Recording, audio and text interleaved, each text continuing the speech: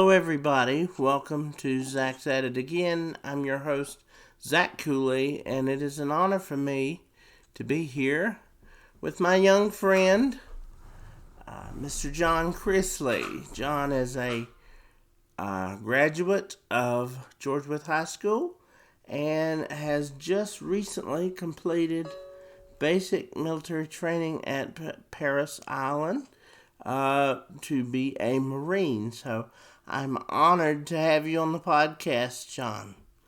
Yes, sir. Thank you so much. Well, congratulations on all your achievements and all that you have done to serve your country thus far. You have always been an amazing young man. I remember your mother and I graduated together. We were all very happy about that. And then I was a judge. I was invited to be a judge for a science competition at Scott Memorial. I think you were about 11 years old. Yes, sir. And that's where I remember meeting you. And I asked you what your name was because I was so impressed with the way you connected with people and your sense of humor and just general kindness. You don't find many young people with the manners and the kindness and the sense of humor that you have. So I think people are drawn to you because of your general nature. So I was very impressed with that, and I have watched you grow up very proudly as a friend of the family. And then when you graduated, Desiree delivered the very sad news for all of us that you had decided to join the military. Now, what was your basic reasoning for joining the military, and in particular, wanting to be a Marine? Well, if you remember, Papa Dean, my mom's dad, he had cancer, and I was around 8 years old, and I didn't realize what was going on and stuff. Me and him just chit-chatting about our future and stuff, and he asked me what I wanted to do, and I just made something up and came out of my head. I want to be a Marine. And about 2 days later after that, he actually passed. So I made it a promise that I would do that for my papa. Wow. Isn't it amazing how God allows those things to take shape? Yes, sir. Like you didn't even mean to do it, but it came out of your mouth, and then after it happened, you realize, okay, maybe this wasn't an accident that it came out of my mouth this way. Is that how you felt about it? Yes, sir. I fell in love with it, and I'm gonna keep going with it. All right. So, what was your overall impression of boot camp? I've had some people go through it and say it's way harder. I've had a few say it's easier. I've had a few say that you could go through it in about half the time if they didn't drag it out. But they drag it out for the mental and physical stress of the deal. So, what's your opinion of the whole thing? I went into it open-minded and hope for the best, prepared for the worst. Right. Just went in blinded and came out just how I am now. It's kind of hard to explain in some ways, but yeah, it was easier than what I expected it to be. Okay. I expected it to be, just straight grinding it out every day, all day, which we did, but there was times that you actually got a break, a breather, and like a glimpse of reality, not on Paris Islands. Like, right. You got a break from all the rucking and running and screaming. Right. Here and there. So that brought you back to reality. Okay, so what kind of things did you do when you had those breaks? Like what kind of? For me, honestly, Yeah. generally just catching that sunrise every morning. South Carolina has a beautiful sunrise. That was my break. Well, wonderful, wonderful. You just decided to enjoy the beauty of the country down there. Yeah, you gotta take in what God gives you when He gives it to you. So, Amen to that. And you're very fortunate to know that at your age already. I think that's great. yes, sir. What you may have already answered this. You have in some respects, but what kind of things surprised you about boot camp? The way they followed through everything, like everything we did had a purpose. Like Okay. my senior drill instructor, Staff Sergeant Moore, he always said there was a method to the madness. You know, all the way down to holding the plates for chow. Like you used the plates for chow. The way you were holding it was the technique you would hold your M16 out on the range. Right. Every little detail mattered.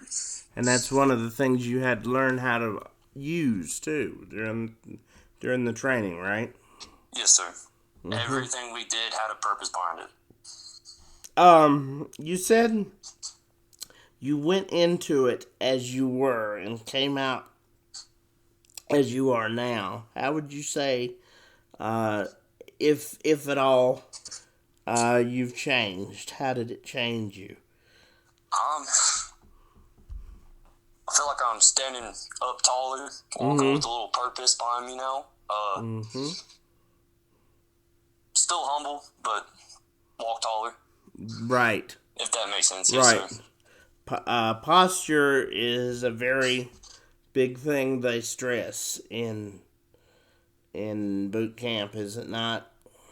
Yes, sir. You can tell a Formula Day 1 recruit versus a Marine within just a sight of them.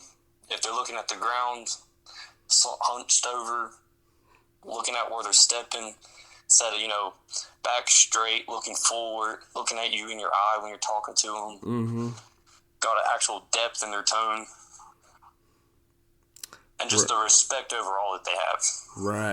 Right. What is next in your training and your military right training? now, I'm going to, I got 10 days of leave, and then I hit up SOI, School of Infantry, and a little bit of MCT, Marine Combat Training. And where will this be? Camp Lejeune, North Carolina. That'll all be in Camp Lejeune? Yes, sir. How long will you be there? About 5 months in total. Definitely pray for your safety. Now, Yes, sir. what do you plan to do with these 10 days that you're off?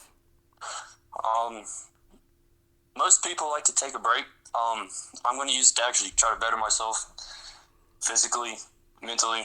Try not to slack off, because I know it's going to pick up right back where it left off when I get back. So there's no use of trying to take a break and take it easy. Right. Well, I know you had a lot of people who were glad to see you. Yes, sir.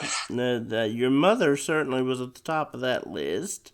Yes, sir, she sure was. And you've got a nephew that I know was happy to see you, and lots of brothers and sisters. Is there a special female in your life that you want to acknowledge? Or group of females knowing you? No, just mom. Well, hey, that's the best one you can. That's the best one you can ask for. I know. Yes, sir. I know that she is proud of you. We're all very proud of you. Was it difficult at all, John, returning to civilian life after being in training? Yes, sir. I'm actually getting adjusted to it right now. I'm trying to simply driving. Everyone's going so slow. I'm used to things going out a snap of a finger. Right. They're just not clicking like I am. It's just gets a little aggravating, but you can't help it. Yeah, when you just got to keep going what you're doing.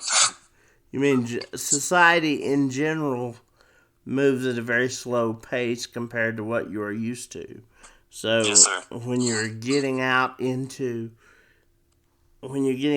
traffic and you're wanting to move very fast, you find yourself irritated, I guess, with the general public. Yes, sir, just a little bit.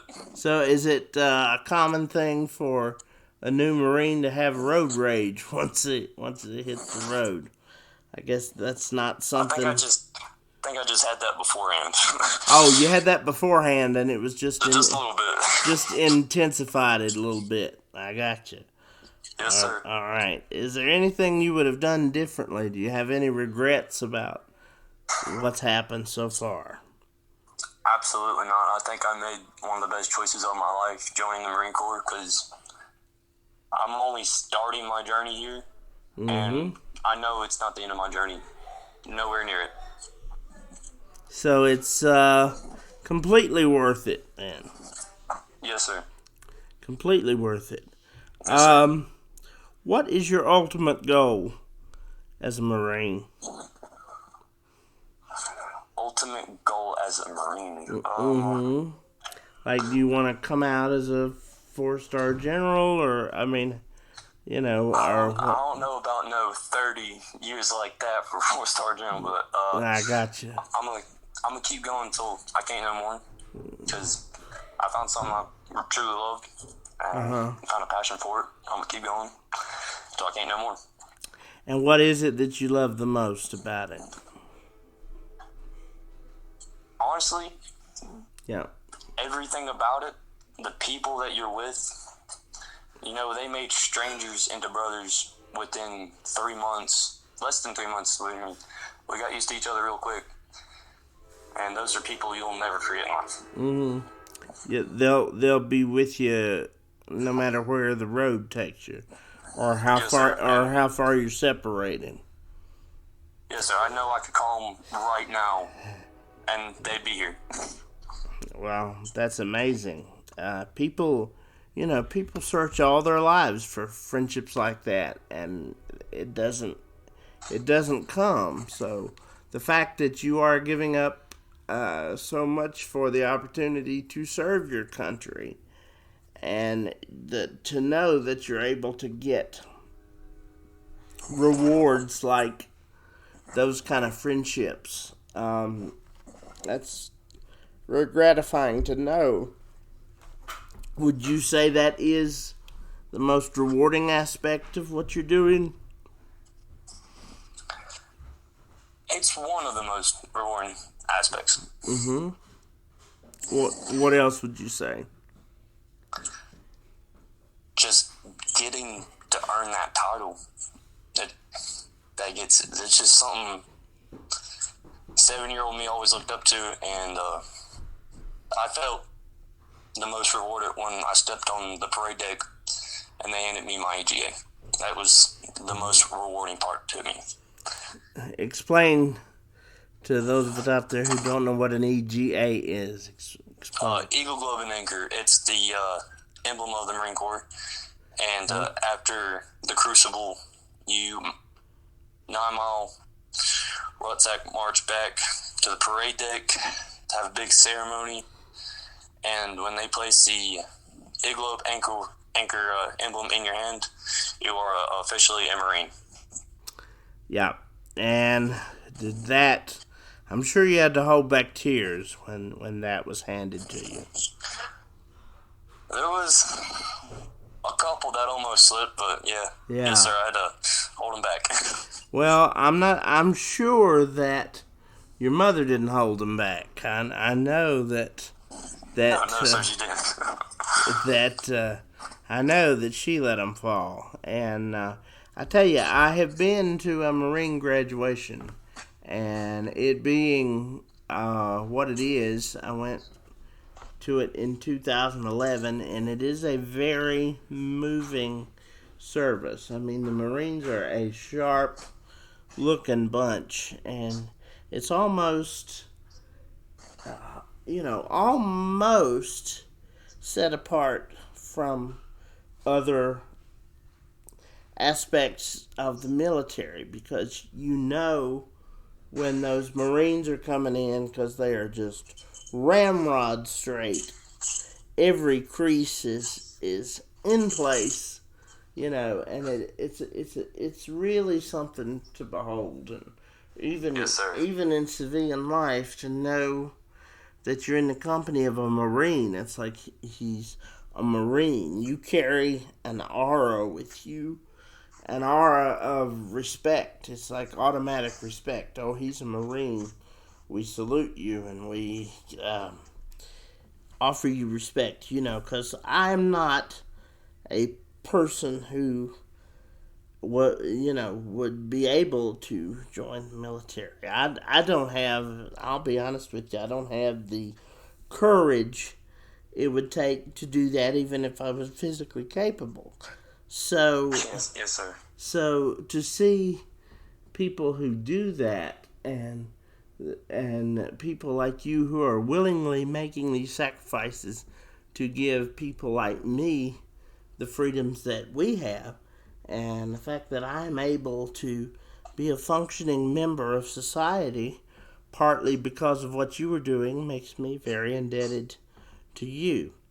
And very, very grateful for your service and dedication. And it means it does not go unnoticed. Maybe I don't understand all the aspects of what you do, but it does not lessen my appreciation for what you are and what you are trying to achieve. So, yes, sir. Thank you. I'm very grateful to you, but I've always been very grateful to know you. As I said, there aren't many young people who are as kind, and you were always the first one to open a door for me, and that was very moving to me and to my wife. And you do not find many like you, sir, and I'm very proud to know you and to call you my young friend. So, yes, sir. That meant a lot to me. Well, just know that when you're out there doing all that you do, we are thinking of you and remembering you and praying for your safety. Yes, sir. Now, in closing, what would you say to anyone who wants to go into the service in any way, into the military? What advice would you give them? Biggest advice that I could give someone, I know I don't have as much experience as a lot of them, but as a new Marine, just keep your head up, embrace the suck, and go day by day. Like, you can't skip it, just go through it. That is you put that very well. Embrace the suck. Yes, sir. Because even somebody as optimistic as you acknowledges that there's a lot of suck there. As much as you enjoyed it. Yes, sir. I was always under the impression it could always be worse, and it could have been worse. But so I'm just thankful I got what I got. Yeah. And is that always sort of been your outlook on life? Obviously, you've always had a very optimistic outlook on life. I try to, but the Marine Corps has definitely heightened that sense of awareness. Really, it's made you more optimistic. You would think it would go the other way. Yes, sir. It's actually, you look forward to more. In my opinion, I've looked forward to more day by day, going through it. You take the little things in. Hey, that's a checkpoint done. You're a day closer to becoming whatever you want to be. Right. And you're not sure beyond becoming a Marine, you're not sure what that is at this point, as far as a militant. Or do you know where you want to go with it? It's a coin toss. It's a 50-50. Yeah. But you know that you're going to be in it. What is it? When you begin, is it 3 years, 4 years? My contract right now is an 8 year. 8 years. 4 inactive. Wow. And I keep liking what I'm doing. I'm a re-enlist. If I don't like what I'm doing, I'm just simply going to change my MOS, which is just my job, and do it all over again. Yeah. Very good. Okay. Well, I think that you have given me about all I need. I thank you so much for your time. Thank you for giving me time away from your family and your loved ones to do this. Of course, it means a lot to me. I know you have such very little time, and I appreciate you giving the time up for me. And just know that wherever you go, and whatever becomes of this in years ahead, because I know whatever you do, you will be great. Just know that I am proud to have known you and to have called you a friend, and I look forward to following your many great successes, because I know you will have them. Yes, sir. It means a lot to me. Well, it's a pleasure to know you, John. Thank you so much. Yes, sir. Thank you.